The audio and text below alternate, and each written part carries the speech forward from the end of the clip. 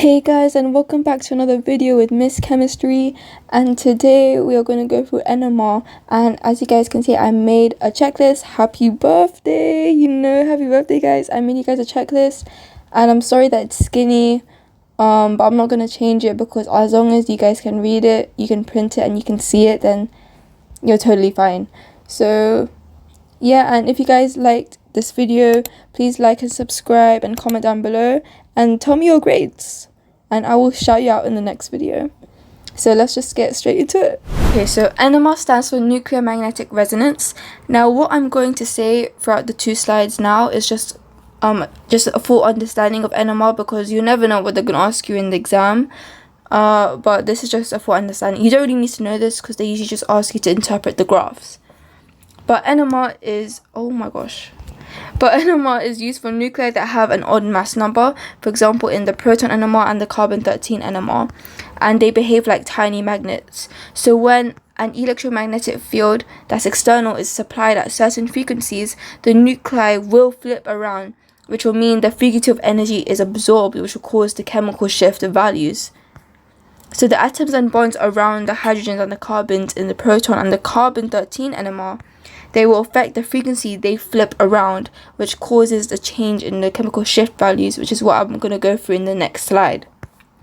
Now, how do surrounding atoms affect the frequency of energy absorbed? Which basically means like how the chemical shift value is different via the frequency of energy being absorbed. So the atoms and groups attached to the carbons and hydrogens will cause electron shielding. So you all know electron shielding, remember that, guys? And the differences in electron shielding will change the frequency of energy absorbed to cause the nuclear to flip.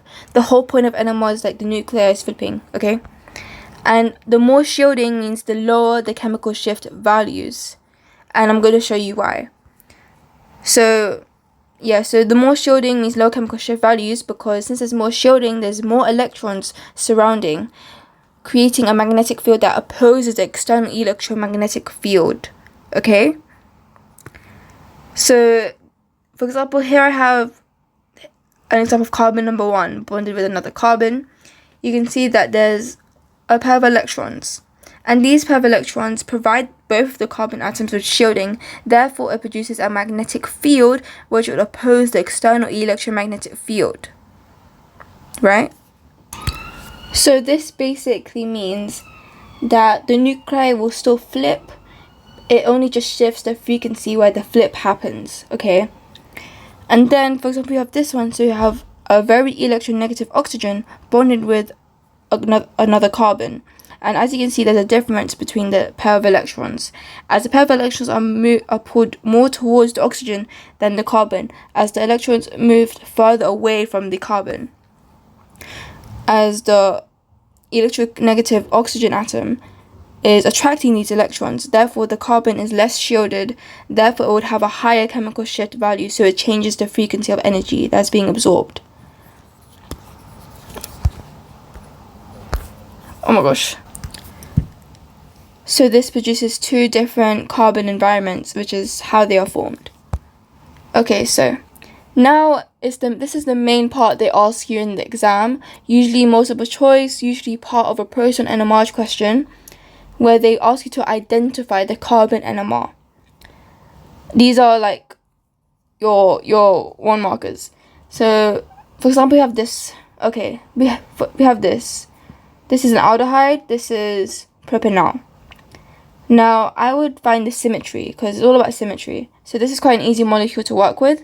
So you would find the symmetry. So I put like a line there, and then you would see which carbons are different. So on the left-hand side, the carbon is bonded with 3 hydrogens, and then on the right-hand side, the carbon is bonded to a hydrogen, but it's also bonded to an oxygen. So those carbons are definitely different. So I put them in letters. So if that carbon with the double bond O is A, then the other one is different, so it'll be B. So they're different letters, but in alphabetical order. And then the middle carbon would definitely be different, because it's not bonded to no double bond O, and it doesn't have 3 hydrogens, so it's definitely different. There's no symmetry for that. So therefore, there's 3 different carbon environments, so there's 3 peaks. Okay, let's look over here. This one's an ester. So this one would be, hold on. Ethyl ethanoate. I'm pretty sure. So, okay, so first I'll find my symmetry. So there's symmetry in the middle.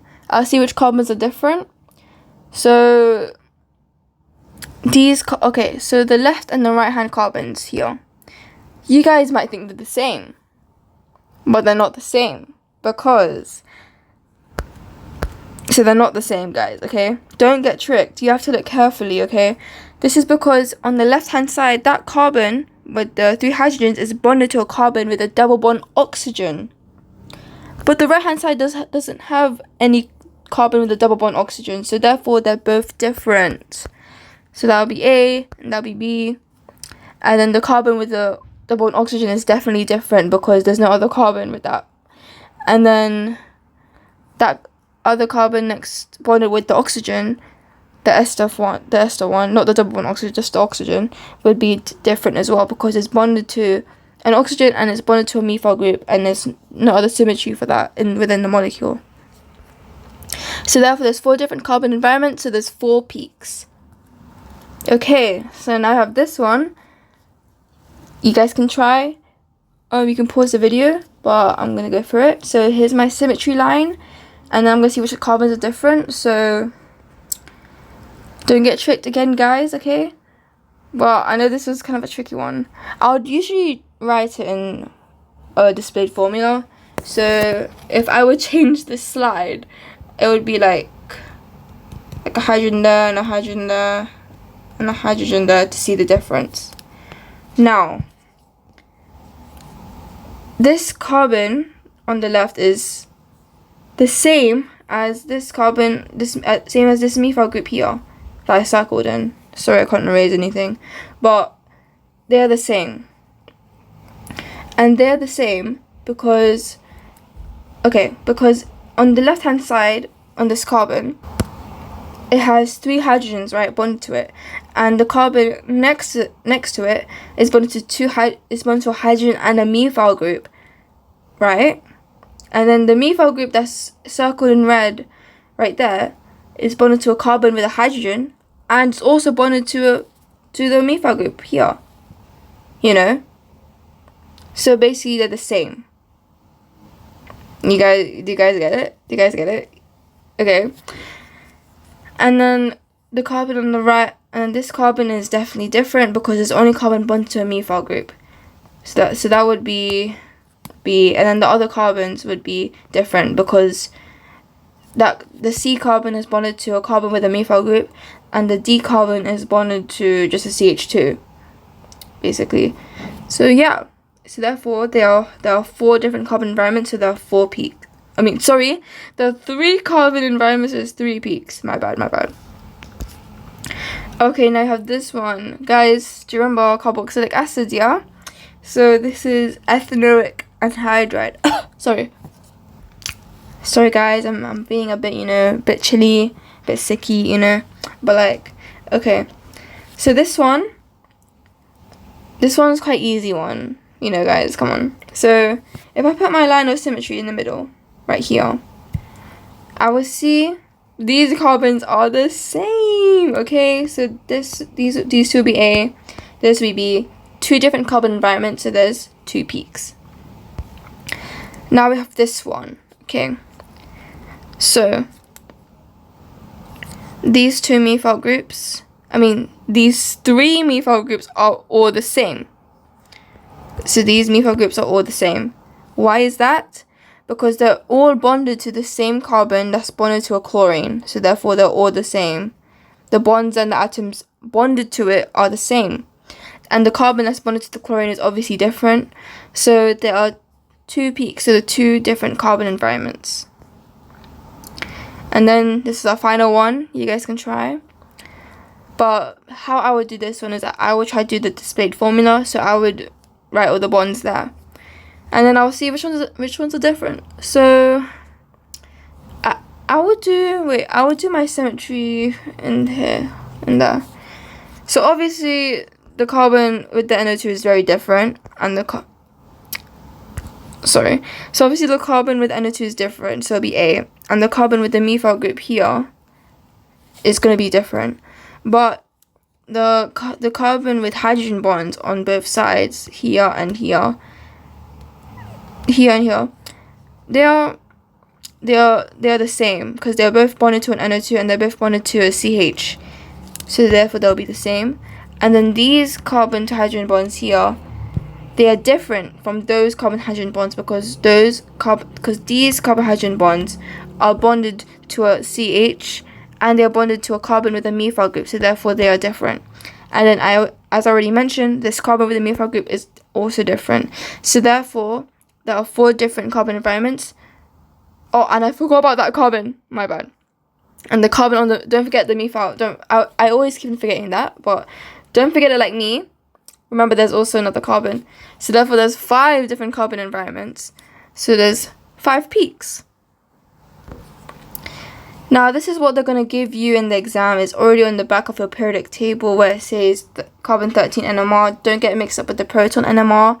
But it basically shows you, like, if they, for example, in the question, if they give you, like a chemical shift value, like, let's say, 35, right?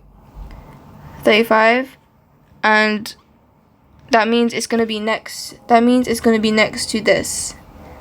That means it's gonna be next to like a CH3, CH3, whatever it is. Which is what is shown here on the graph. So here on the graph here, the carbon 13 graphs are shown as like single lines, like a stick. They're not like the proton NMR graphs. Definitely not. They're more easier than the proton NMR, but this is what they look like basically. And yeah, so you need to know all of this, guys. But it's easy because it's on your periodic table. So yeah, and look, as you can see, look, this is a ketone group, and this is aldehydes or ketones, and it's between 190 to 220, which is what is shown here. So that basically just shows like what the bond is, what the carbon is bonded to, is what I'm saying. Now we're going to try to do some exam questions and we'll see how it goes. Okay guys, so we're going to start with some multiple choice questions because usually they would definitely be multiple choice. And there's not much carbon 13 questions like separately. It's usually applied to, you know, like alkenes and stuff like that. And it's usually in proton NMR questions because they're linked. Like A, B, C, D, E, F, G, you know, that type of question. But okay, so how many peaks, so you guys can try and pause the video when I do these questions, but I'm just going to go through them. So how many peaks are there in the carbon 13 NMR spectrum of 1,4-dimethylbenzene? Now, I will draw the displayed formula, so let me do that right now. So it's 1,4-dimethyl. Okay. So now we're gonna oh yeah, wait. I forgot to finish my displayed formula.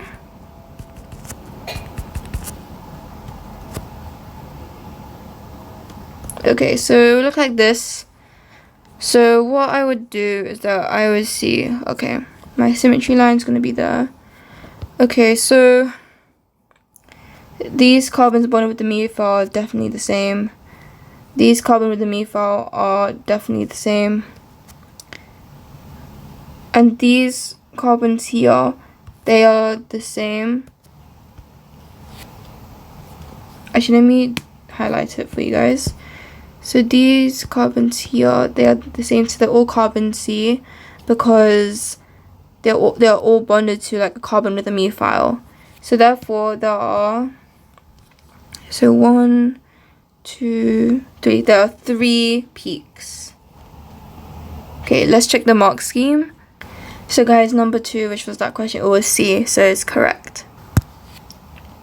Good. Let's give it a little tick. Yes. Okay, so how many pieces have in the carbon 13 spectrum? So let's go through this. So I'm gonna do in the Just gonna write the carbons so I can see them. Okay. These carbons are different. The carbons bonded to the sulfur, they are different because one of them is bonded to the benzene ring and one of them is not bonded to the benzene ring. These carbons are different because this carbon is bonded to a double bond carbon, and it's also bonded to a carbon there, to a single bond carbon. This carbon here, it has double bond and it's bonded to a carbon there and it's bonded to a carbon there. And also this sulfur is very electronegative.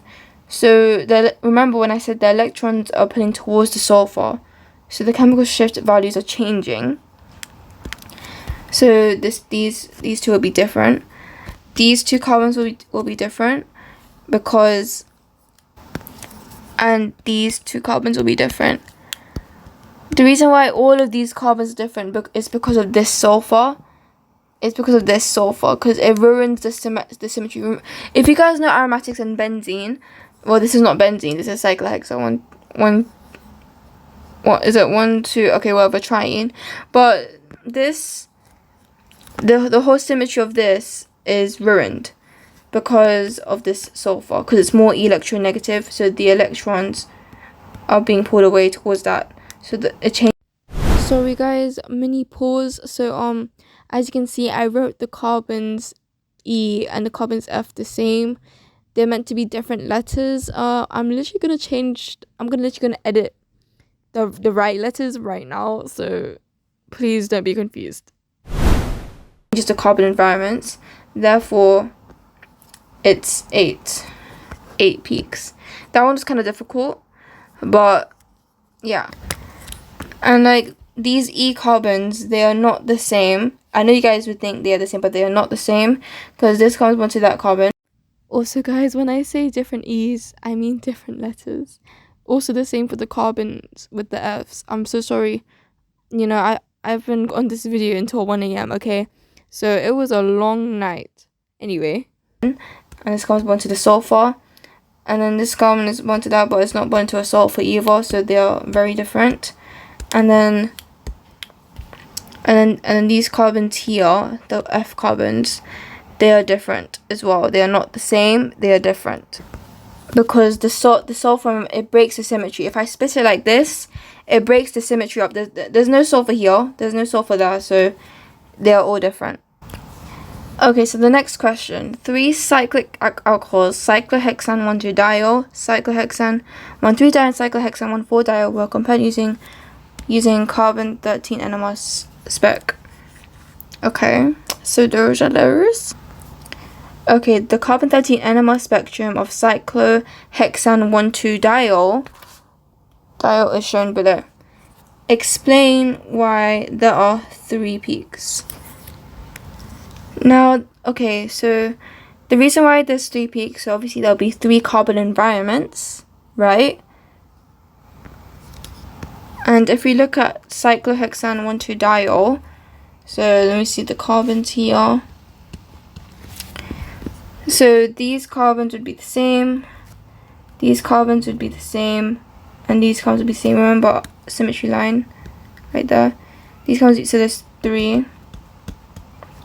And then when I say these carbons are the same, so when I say these carbons are the same, that basically means the carbons are equivalent. Did I spell it right? The carbons are equivalent. So therefore, there are 3 equivalent carbons. Okay, proton NMR chemical shift data shown in table 1 on the reverse of the periodic table. Chemical shift values for carbon 13 very similarly with chemical environment. Suggest the chemical shift value of the peak in the spectrum, which corresponds to the absorption of carbon atom 1 in cyclohexane 1,2-diol. Okay, so we have to look at the structure again. Okay, so carbon number 1, let me rub this out. So carbon number 1 would be this one. Actually, it could be this one, or it could be this one, but I'm gonna pick that one. So carbon number 1 is bonded to an OH. So then we look at our periodic table chemical shift values for carbon 13. So as you can see, where's the alcohols? So the alcohols here, 50 to 90 ppm. Now that is not your answer, guys. Okay, you might think that's your answer, but that's not your answer. So let's go back to the question. Okay, if they give you a graph, you obviously need to use the graph, idiot. Okay, you need to use the graph. 50 to 90 is not your answer. That's just the range of values. So let's see here. Okay, this one. So this 30, so this would be like 25. This would be like 35. Okay, so we're not focusing on those. Therefore, we're focusing on this one. Because remember, it's 50 to 90. This is below 50, so we're not focusing on that. This one, we're focusing. So this is 70. So therefore, this would be 75.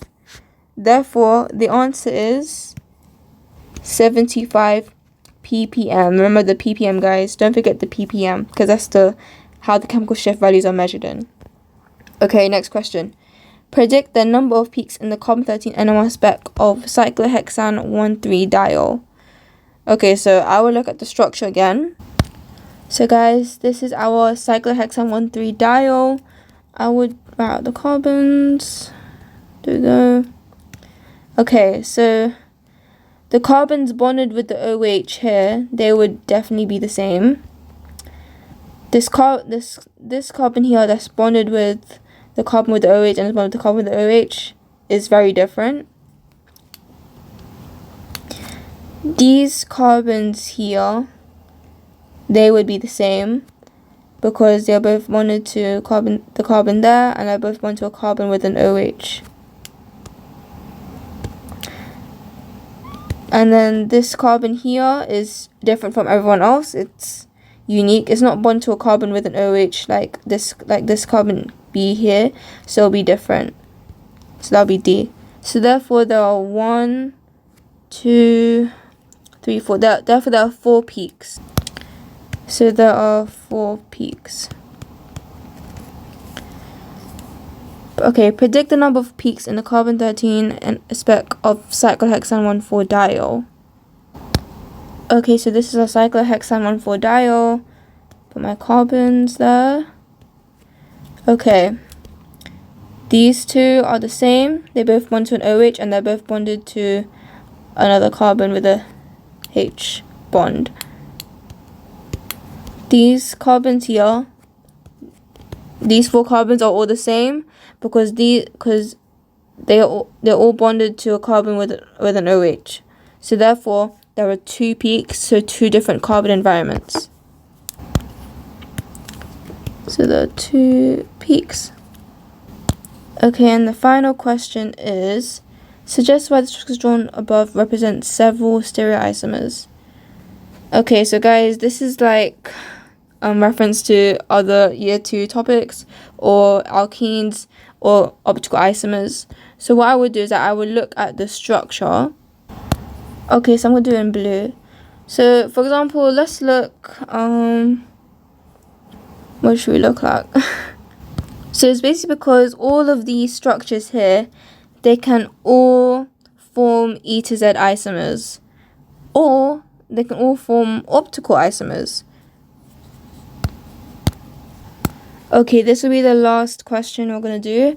So the structure of N-phenyl ethanamide is this.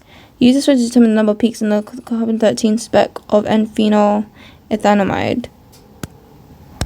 Okay, so I would do my symmetry line, shown here. Okay, so wait, let me draw my carbons. Sorry. Okay. This carbon is definitely different. It's bonded to a C double bond O. This carbon is definitely different. It's bonded to an oxygen. This carbon is definitely different because it's bonded to an NH. And then this carbon is different because it's not bonded to an NH. These carbons are the same because they are both bonded to 2 carbons. And these carbons are the same because they are both bonded to 2 carbons as well. So therefore, there are 1, 2, 3, 4, 5, 6 peaks there.